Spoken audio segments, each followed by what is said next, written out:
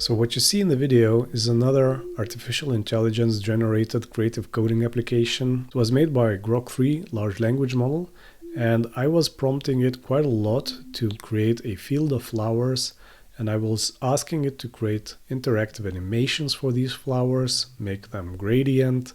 Also, it came up with making them quite thick by using these petals. It also used shaders, everything. So it's really amazing how far it brought it. All of the flowers also, as you see, they move separately, right? They also make sounds. I didn't even know how to do sounds actually on the web browser, but Grok enabled me to do that as well. You see that if I click on the sort of smaller flower, the pitch is higher, and if you click on the really big ones, then it's like really low. So this is super nice. I really like how the animations work as well. If you're looking at the flower from the top angle, you will see that it's sort of non-linear. It opens up, but also it's sort of rotating, and it also goes back into its original position.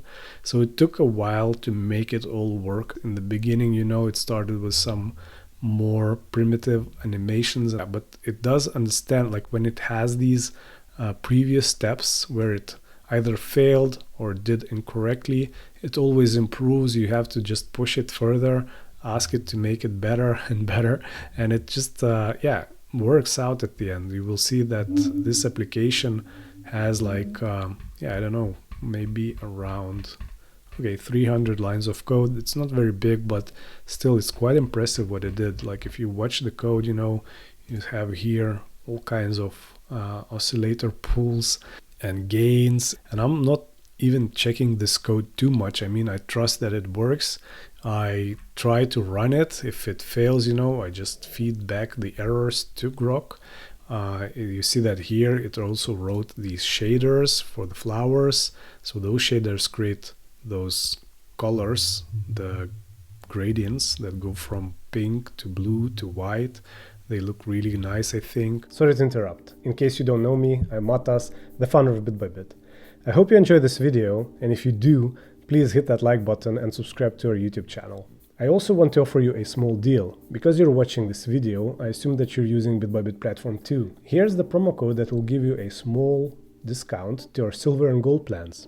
With these plans, you gain access to our cloud infrastructure, 3D configurators, and other advanced features. Your subscription also helps me develop the content, such as this video that you're watching right now. It also helps me develop bitbybit platform and keep majority of its features free and open source to everyone. Your support means a lot to me. I hope you'll consider the offer, and let's continue with the video. This is pretty cool. I really did not expect that this will be possible. So the images that artificial intelligence creates are fine. I mean, they are really good.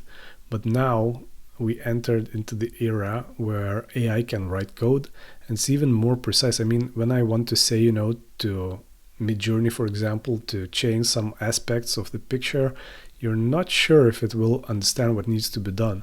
But actually with this model, with Grok 3, I can actually point to exact position in code and say, yeah, you know, this flower needs to be higher. And then it just adapts everything in precisely good locations. And because it's much more precise, you know, you can then ask it to do more things and build on top of your previous scripts. And that's how you are able then to grow those programs. And, you know, people, of course, are doing games and everything, but actually it's quite exciting because you can now begin and do things like, you know, creative coding. I can imagine, you know, maybe more complex structures, for example, engineering applications, all kinds of things are now becoming possible. So I just wanted to show you what I'm experimenting with and maybe, you know, inspire you to also give it a try. You can also use bitbybit, of course, if you want to. Like what I do is I usually say to Grok, you know, this script will be used on the Monaco editor of bitbybit, write it in Babel.js and TypeScript, and it will produce a good code which you can copy paste into our editor. Usually the only thing that Grok misses is where to get the scene, because in Babel.js, you know, scene is being constructed through the constructor, specific constructor. In bitbybit, we have a scene that we need to get from the bitbybit context because it's already initialized and set up and engine is running. So you just need to tap into that and then more or less you're done. So I hope this was informative, fast, and interesting video for you guys. Cheers!